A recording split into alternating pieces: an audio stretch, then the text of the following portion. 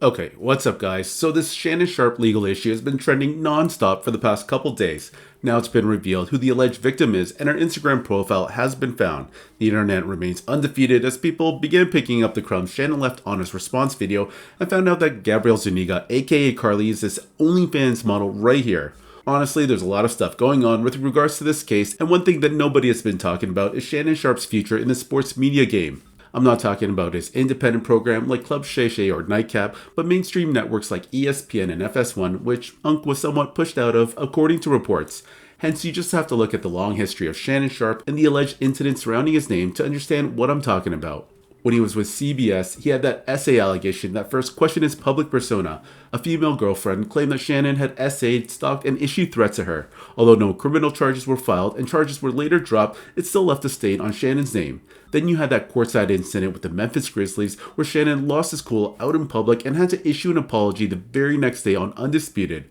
This was a very bad look and according to reports was one of the big factors for FS1 bosses to move on from the co-host. Then there was that public fallout with Skip Bayless that got messy towards the end, and then last September when Unc went on IG Live and had that viral moment. Now, for some of you, you might be thinking this isn't a big deal, but when you have corporate sponsors and a company like Disney behind you, this is an issue for them. For Shannon, having to address all these things publicly, even if he doesn't appear to be at fault, is still a PR nightmare for these corporations. Anyways, have a listen to what Stephen A. Smith said when he responds to the allegations and reveals some startling information about Shannon Sharpe's future in the sports media world.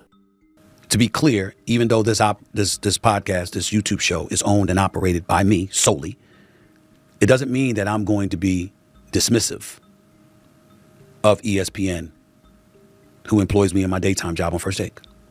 So I sit here before you today letting you know that they are aware that this is a subject that I was going to broach because I owe them that courtesy.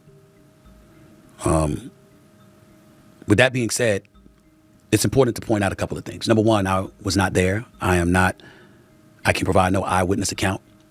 And even though I got love and respect for Shannon Sharpe, and I'm sincerely hopeful and prayerful that he is completely innocent of the allegations that have been levied against him, I can't sit here and speak to his innocence or guilt from a knowledgeable place because I have nothing to do with this. I haven't seen anything. I don't know anything. I don't even know this person. I know what the reports say. I know the reports, the things that have been reported on a multitude of outlets from the AP to the New York Post to Forbes to TMZ and everything in between.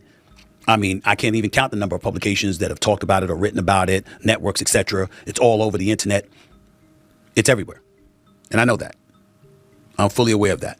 This is not a criminal case. So there is no concern about him going to jail. This is a civil case, which means that he could either be found liable or not liable. The accuser in question is seeking $50 million. That was confirmed by Shannon Sharpe on that video today. According to the reports, it's somebody that he met in 2023, who was 19 years old at that particular moment in time. According to some audio that was put out earlier today by Attorney Busby, you hear the accuser, the female, talking to somebody who is alleged to be Shannon Sharpe. We don't know whether that's true or not. And the person in question, again, we don't know whether it's Shannon or not. The words choke, as in I will choke the hell out of you if I saw you. Going on the offensive to defend himself, I completely understand where Shannon Sharpe is coming from. On the other hand, when his legal team issued out the press release on X yesterday, and they spoke about, they mentioned her name, and they revealed some of those explicit text messages, that was uncomfortable. And I don't know if that's a strategy that would work. So where does that leave us? I'd love to tell you that I know the answer to that question, but I don't. I am the executive producer of First Take on ESPN. I recruited Shannon. I went and got him and brought him to ESPN. But I'm not the boss. Those are other folks. There are layers to this, and there are certain layers even I am not on. I can tell you, I also spoke to co-chairman of Disney, the boss, Jimmy Pitaro, who made it very, very clear we are taking this matter very seriously, and we are looking into this very, very closely. And once we gather as many facts as we possibly can, we will go from there. And that is all he said. And I can mention his name because I received his permission to say that. I can tell you again that when I spoke to him, he is emphatic in stating his innocence, that this is a shakedown, to use his words. How wise is it to use those kind of words when a civil matter of this nature is out there? When you have a podcast and you have advertisers and sponsors and you work for ESPN and they have advertising sponsors, I don't know. What I said is all I can say. And in all honesty, at this moment, it is all I know. I have no idea what direction ESPN and Walt Disney will go in when it comes to this matter. All I do know is it won't be me making a decision.